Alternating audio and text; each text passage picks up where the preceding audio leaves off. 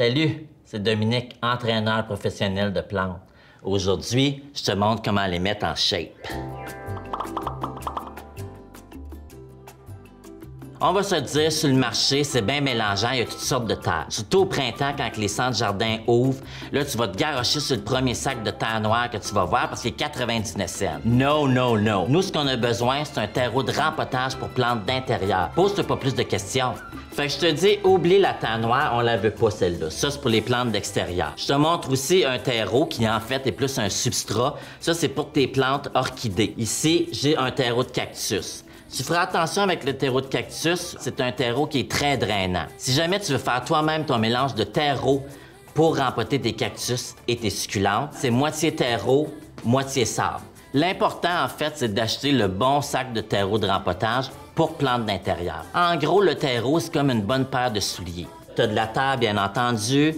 Tu vas avoir certaines fois du sable un peu pour drainer le terreau. Les petites particules blanches ici, c'est comme un peu genre du popcorn de sable. Ça, c'est pour venir drainer ton terreau pour pas que ta terre reste toute en motte puis qu'elle étouffe toutes tes plantes. Fait qu'à ce moment-là, tu n'as pas besoin de rajouter toutes les maudites recettes d'engrais qu'on retrouve sur le marché, les recettes de grand-mère, comme mettre le restant de ton café dans ta plante. Écoute, des plantes, ça boit pas du café. Tu vas retrouver sur le marché plusieurs types d'engrais. Ça va être des engrais chimiques. Ça te le dit, engrais chimiques, c'est pas bon. Ça te sonne-tu une cloche? C'est comme des stéroïdes. Ça va booster ta plante, ça va l'habituer là-dessus. Elle va être bien crinquée, puis quand tu arrives d'en donner, elle pogne un méchant down, elle est rendue accro ben raide. Il y a des engrais écologiques, biologiques, comme ici. C'est de l'engrais d'algues mélangé avec de l'eau. Tu vois, là, on dirait une bonne boisson gazeuse. Respecte bien la dose de la petite recette sur la bouteille, parce que là, si en donnes trop, c'est un peu too much. C'est comme plein de choses dans la vie, tiens. Avec ça, tu vas venir vaporiser le feuillage de ta plante.